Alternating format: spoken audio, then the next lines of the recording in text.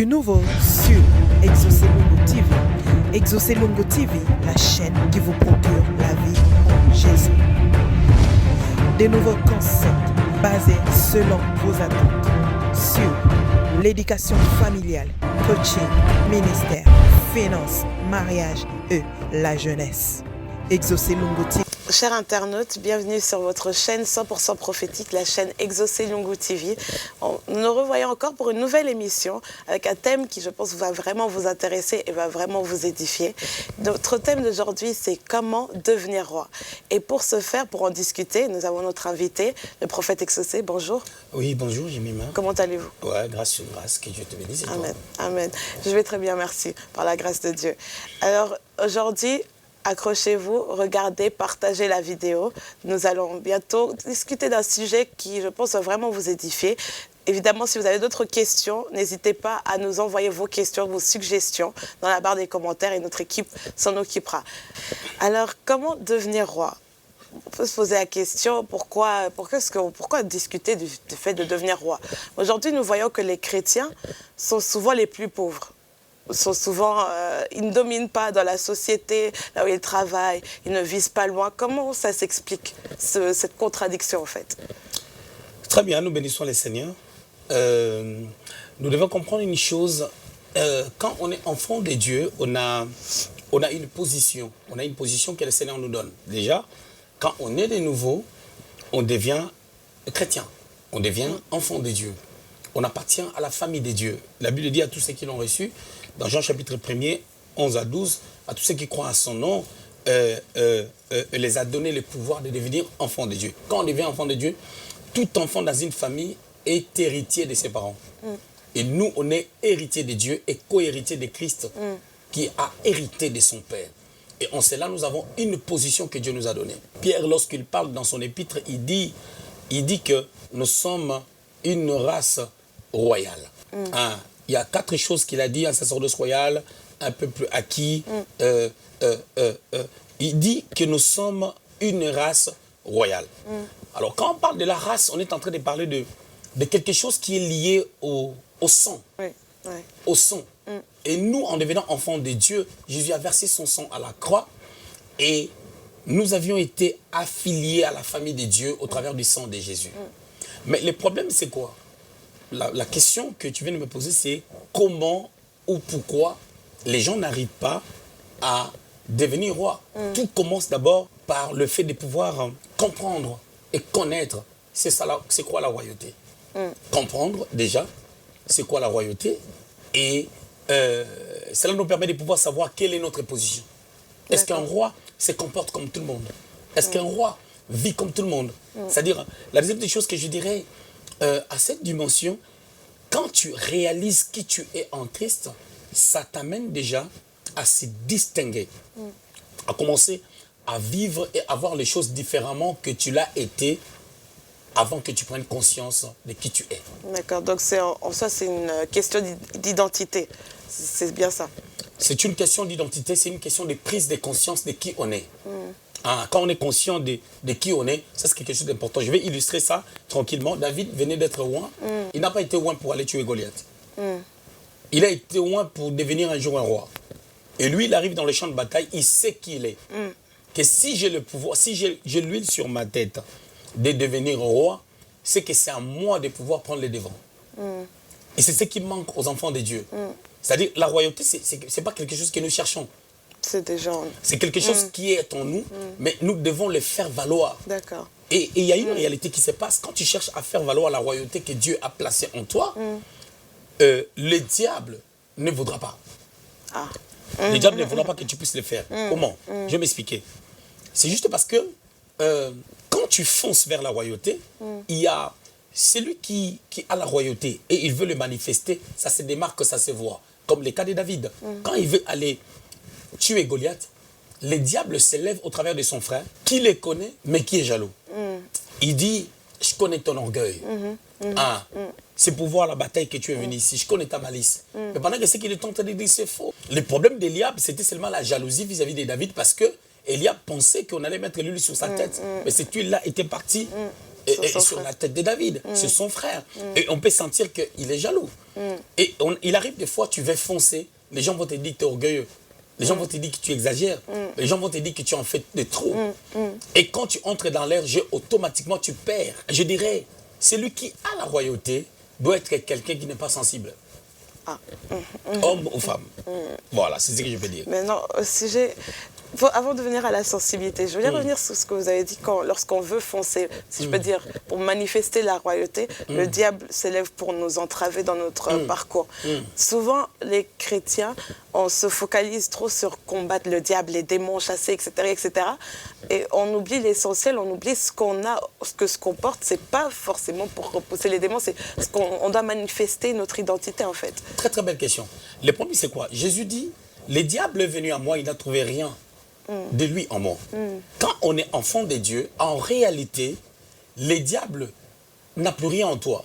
Mais qu'est-ce qui se passe maintenant dans la vie des enfants de Dieu? Le diable, autrefois, quand tu marchais avec lui, ou quand il avait de l'emprise sur ta vie, il a laissé un système, il a laissé une mentalité. Il n'est plus en toi, il ne vit pas en toi. Parce que tu es devenu enfant de Dieu. La Bible déclare, si quelqu'un est en Christ, c'est une nouvelle créature. Il y a deux choses. Nous sommes en Christ, 2 Corinthiens chapitre 5, verset 17, et Christ aussi est en nous. Colossiens chapitre 1, verset 26, la partie B. Christ est aussi en nous. Alors quand Christ est aussi en nous, on peut dire que ce n'est plus moi qui vis, mais c'est Christ qui vit en moi. Alors si Christ vit en moi, normalement le diable n'a plus rien dans moi. Mais le problème c'est quoi? Autrefois, comme j'ai marché selon les trains de ce monde, j'ai marché selon moi, il y a les systèmes de ce monde qui fait en sorte que mon raisonnement doit être transformé par le renouvellement de l'intelligence. Selon la Bible parle du renouvellement de l'intelligence qui passe par les enseignements. D'accord.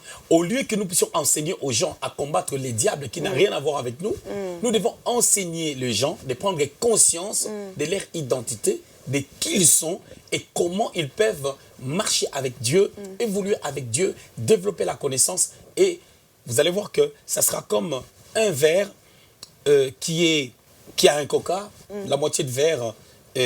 En fait, on a mis du coca, mais ça n'a pris que la moitié. Et lorsque on va commencer à mettre de l'eau, ça va déborder. À un moment donné, le noir du coca va disparaître. C'est ce qui se passe en fait. Et ça, c'est un travail qui se fait au niveau de notre âme. Parce que dans notre âme, on a l'intelligence, on a les émotions, on a les sentiments. Et plus on grandit dans la connaissance, dans notre esprit, il n'y a pas de problème. Plus on grandit dans la connaissance au niveau de notre âme, qu'est-ce qui se passe? Il y a des choses, les raisonnements qui n'ont pas gloire à Dieu, qui entravent notre percée pour atteindre la royauté, tombent au fur et à mesure. Et à ce niveau, à cette dimension, pour le faire, il faut vraiment être à l'écoute. À l'écoute de qui? Il faut être à l'écoute de Dieu. Et comme Dieu, quand il nous a sauvés, qu'est-ce qu'il a fait? Il nous a donné des pères spirituels. Il nous a donné des encadreurs. Il faut vraiment être à l'écoute. Or, le problème, c'est quoi? Quand je dis qu'il faut être à l'écoute, le Père ne te parlera pas toujours comme toi tu veux. Il ne te parlera pas toujours avec douceur. Il te parlera avec douceur quand ça roule, quand tu fais exactement ce qu'il te demande. Mais au moment où tu ne fais pas ce qu'il te demande, il ne te parlera pas avec douceur. Il doit pousser les bouchons afin que les choses aillent de l'avant. D'accord. Voilà. Pour revenir à David, dans le cas de David, bon, si je peux dire, dans sa marche vers la royauté, on ne parle pas beaucoup de Samuel. On a parlé de lui lorsqu'il a été roi, mais après, c'est Jonathan qui l'a, si je peux dire, guidé vers la royauté ou coaché afin qu'il devienne roi. Est-ce que Jonathan faisait figure de père ou... Très, très, très belle question. Mais le problème, c'est quoi? J'ai toujours dit que la Bible, ce n'est pas un livre de répétition. La Bible nous donne des portraits pour nous donner l'idée de quelque chose.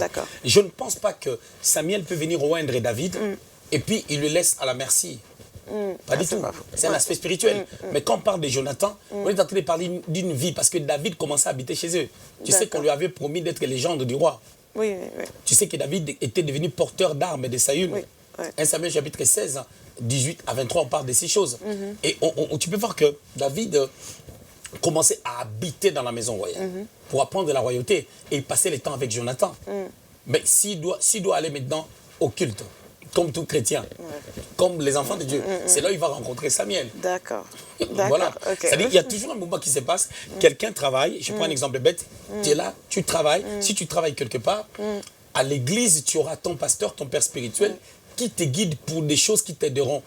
Dans ta marche à l'église, dans ta marche à la maison, dans ta vie de famille, dans ta vie de couple et aussi dans ta vie professionnelle. C'est le même principe qui te suit partout. D'accord, je vois. Ça te suit partout. Alors la Bible n'est pas là pour commencer à répéter tout ce qui se passe. La Bible prend les faits impactants. Les faits impactants. Et Jésus a dit, je vous enverrai les consolateurs. Le Père vous enverra les consolateurs à mon nom. Il vous enseignera toutes choses, il vous expliquera toutes choses. Et il vous amènera aussi dans toute la vérité. Et il y a d'autres choses, le Saint-Esprit maintenant nous enseigne.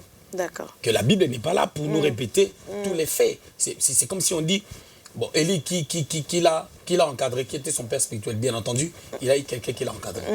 Mais sauf que la Bible n'est pas là pour nous dire ces choses pendant que dans la vie de Moïse, on nous parle de Jéthro. D'accord. Ok, je comprends mieux. Voilà. On nous parle de Jéthro qui était venu même dans le désert, Exode chapitre 18, pour donner un conseil à Moïse. Donc ça suppose que c'était quelqu'un de très sage qui était là pour Moïse. Même quand Moïse est devenu un grand leader, un grand prophète, Jéthro était là. Donc on ne peut pas aussi répéter la même tendance avec Élie.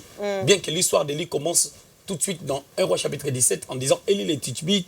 Et puis on commence à raconter des choses sur lui. Il doit y avoir un temps de préparation. Et il n'y a pas de préparation sans coach. D'accord. Pour revenir au coach, aujourd'hui, on a deux sortes, je dirais, de personnes. Il y a des personnes à côté qui ne veulent pas être guidées du tout, qui préfèrent des électrons libres, ils font leur vie à leur manière. Et de l'autre côté, on a aussi quand même un mouvement. Aujourd'hui, il y a beaucoup de coachs chrétiens. Il y a des coachs païens, ça a toujours existé, mais maintenant, il y a des coachs chrétiens qui fonctionnent, si je peux dire, en dehors de l'Église.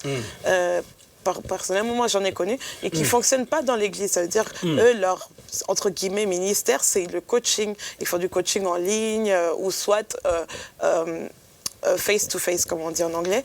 Est-ce que c'est quelque chose de biblique, si je peux demander? Est-ce que c'est quelque chose... est-ce qu'un chrétien peut se référer à ce genre de coach, avoir son père spirituel, et en même temps avoir un coach? Moi, je dis, déjà, quand on a un père spirituel, je vais dire un truc. Admettons, je donne un exemple. Tu viens au McDo, tu commandes la nourriture. On va te les donner pour que tu manges. Tu dois payer. Oui.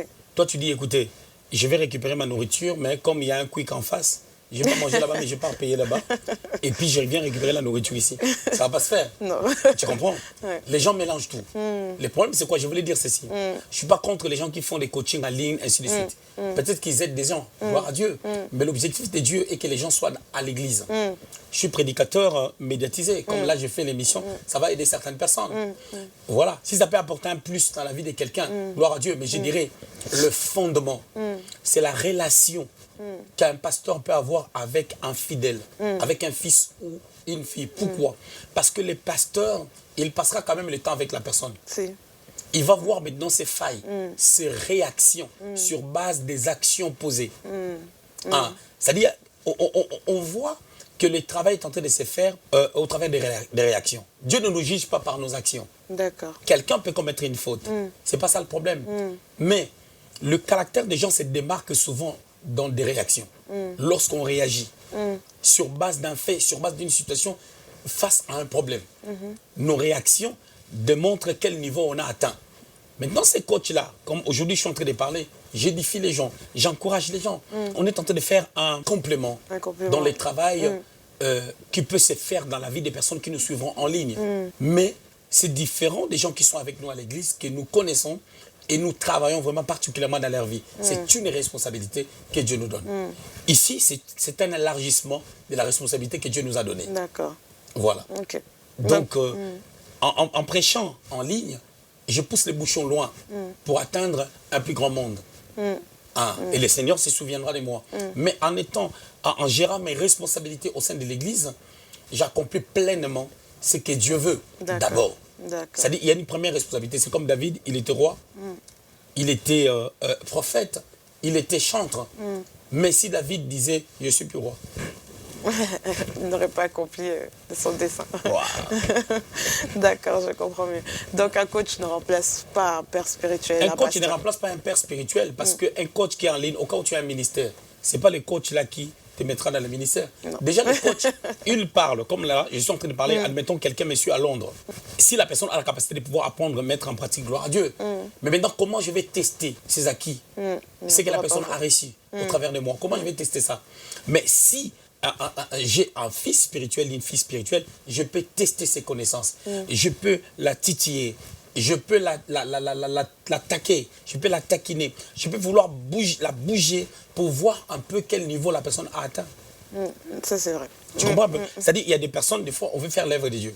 On veut faire l'œuvre de Dieu. J'ai quelque chose à lui dire. Je dis, ça, je ne lui dis pas avant de faire l'œuvre de Dieu. Avant qu'elle chante, avant qu'elle fasse quoi que ce soit. Pourquoi? Parce que sinon, toute sa journée sera gâtée. Je préfère lui dire ça après. Comme ça, après le culte, il sera peut-être 21h.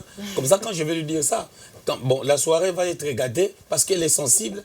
Elle va aller dormir avec des pleurs et tout. Mais une personne qui a déjà le cœur travaillé, même quand on les reproche de quelque chose avant qu'il touche au micro, 2 minutes après, ça n'influence en rien sa conduite. Là, cette personne-là, on a testé les niveaux qu'il a atteints. Et c'est une personne qui est en train d'aller vers la royauté. Justement, parlant de sensibilité, comme vous avez touché ça tout à l'heure, vous avez dit que quelqu'un qui va vers la royauté ne peut pas être sensible. Maintenant, la grande question, c'est comment travailler cette sensibilité. Parce que je suppose quand même qu'il faut garder une certaine sensibilité, par exemple, dans notre domaine comme le prophétique, ainsi de suite. Mais la sensibilité dont vous parlez là, c'est une sensibilité émotionnelle. La sensibilité a plusieurs paramètres. La sensibilité dont je suis en train de parler, c'est la sensibilité de pouvoir se blesser. Pas la sensibilité à comprendre ou à connaître. Pour être prophétique, il faut être sensible, à saisir la voix de Dieu. Dans Genèse chapitre 18, on voit Abraham, comment il était sensible. Les gens qui sont venus le visiter pour lui dire que ta femme va avoir un enfant, il était sensible de comprendre que ces gens-là, c'était Dieu. C'était Dieu qui s'est manifesté dans sa Sainte Trinité. Alors, il a compris. Il a fait un mot parce qu'ils étaient venus sous une forme humaine. Parce que Dieu peut prendre n'importe quelle forme pour se manifester. Dieu peut entrer dans le cheval de Balaam pour parler. Donc, Abraham était sensible. Ça, c'est une sensibilité en bien qui lui amène à capter les plans et la volonté de Dieu. Mais il y a certaines sensibilités maintenant qui te tirent vers les bas. Une sensibilité pour que tu te blesses dans tout ce qu'on peut te dire. C'est-à-dire, même quand on te donne un bon conseil, tu es triste du fait que tu n'arrives pas à faire quelque chose. Ça t'attriste. C'est une forte sensibilité. Et tu ne peux pas aller loin. Parce que les guerriers, les rois sont des gens qui ont été préparés avec endurance. C'est-à-dire, c'est comme si tu veux faire quelque chose, on te dit naturellement, je ne parle pas forcément sur une pensée liée à une personne qui coach quelqu'un qui a la Bible en main. Prenons ça d'une manière naturelle, comme si on est dans le monde. Tu veux faire un truc, on te dit, mais arrête, mais toi, t'es bête, tu dois faire ça. Tu dis, oui, je comprends. Ah, ok, je dois répondre, et puis, je le fais. C'est ça que Dieu cherche. Et Jésus avait ces côtés-là, où il était sévère, race incrédule. Les disciples n'ont pas pu chasser des démons.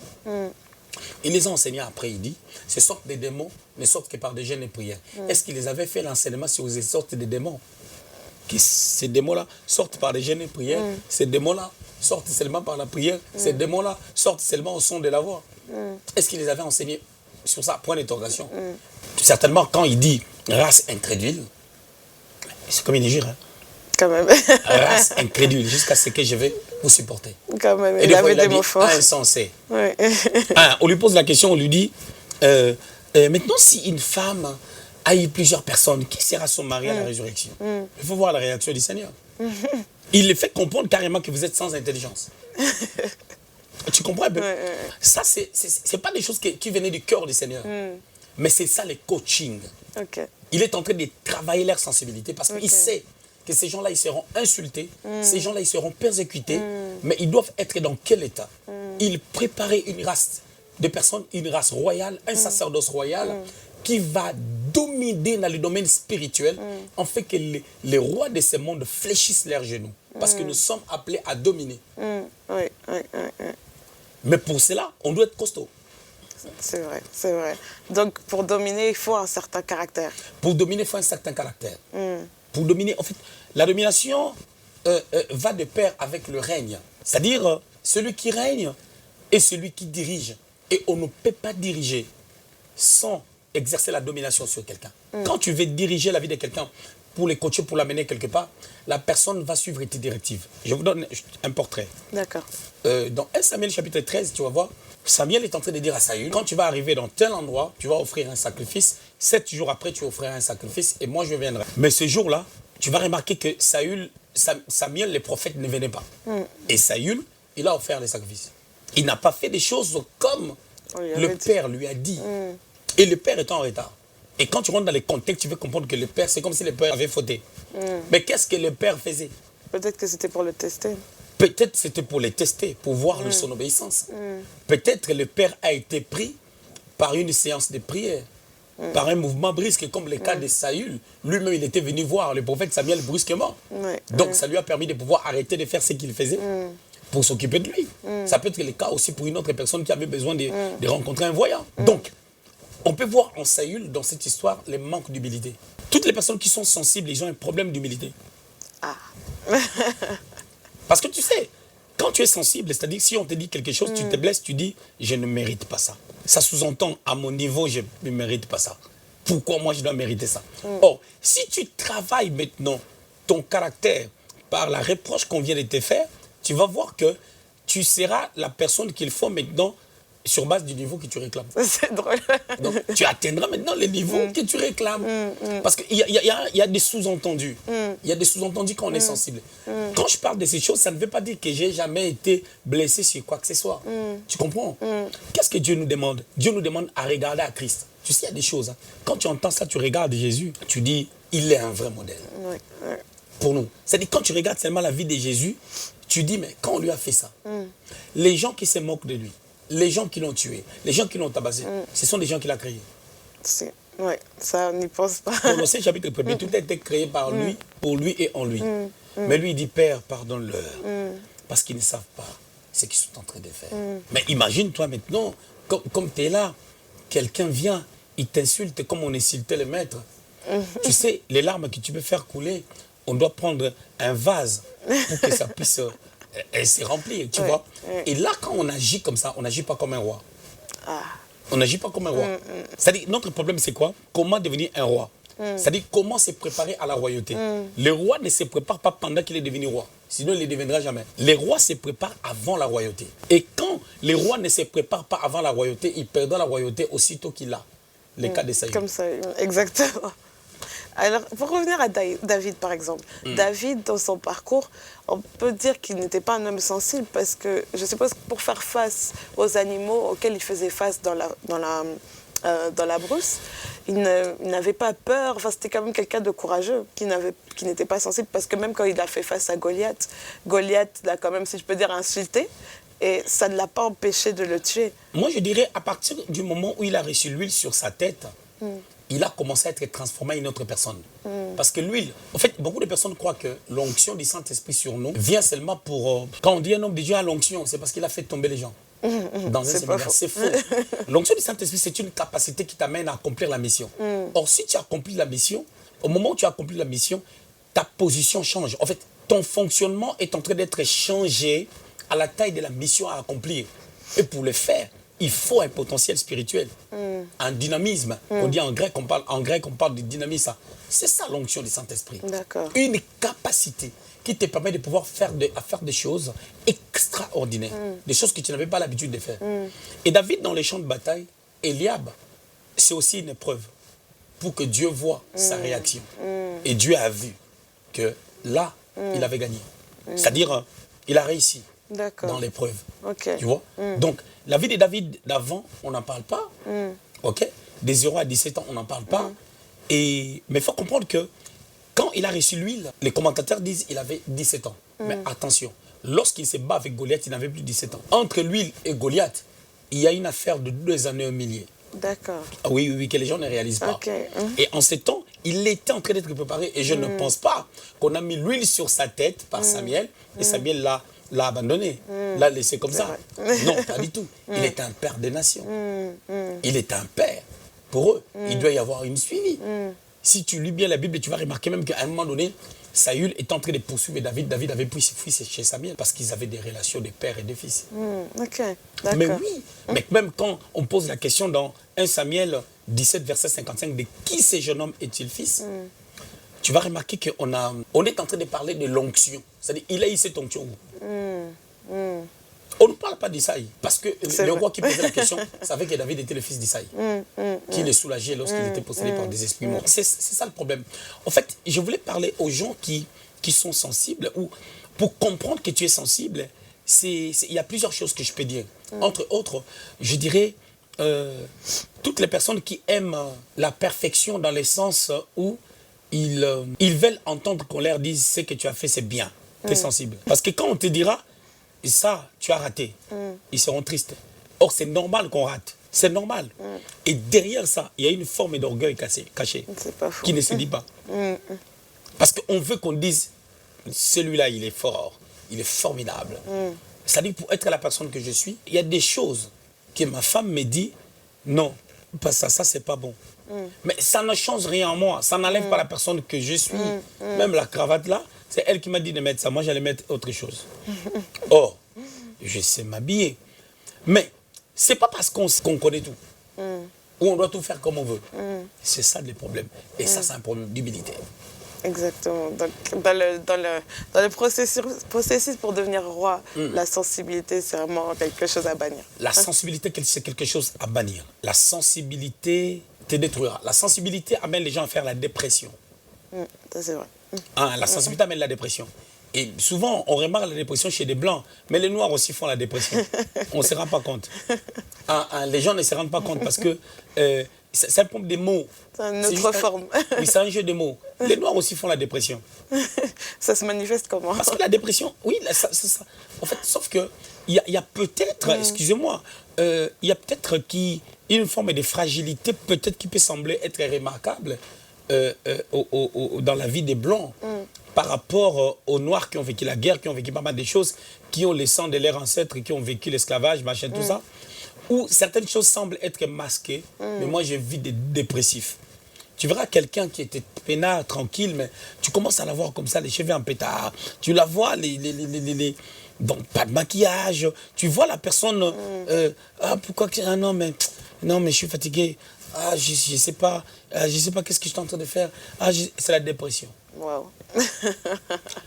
Tu verras une femme tranquillement mettre des talons et tout, elle n'a pas mis la crème aux pieds. Est-ce que tu vois que tu n'as pas mis la crème aux pieds, mais tes pieds sont en train de voir que c'est blanc? C'est déjà la dépression. Elle n'a pas mis la remis. Mais chez les Blancs, quand les Blancs voient ça, tout de suite ils courent chez le psy.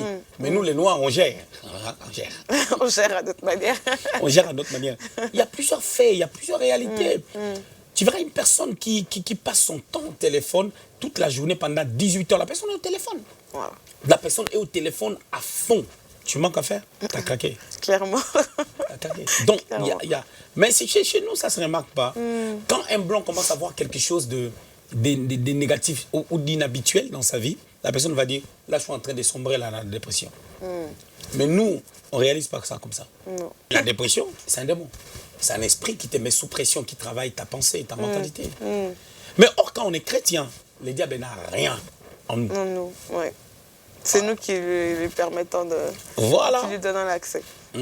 J'ai eu une question sur quand vous disiez que David avait reçu l'huile sur sa tête, et c'est à ce moment-là que la transformation a commencé. Souvent, nous, en tant qu'enfants de Dieu, on peut recevoir l'huile carrément sur nos têtes, ou soit les impositions des mains, mais on ne sait pas faire valoir ce qu'on a reçu. Comment est-ce qu'on peut expliquer ça? Notre huile, pour nous les chrétiens dans la Nouvelle Alliance, c'est lorsque nous avions donné notre vie au Seigneur. D'accord. Loin est venu habitant en nous.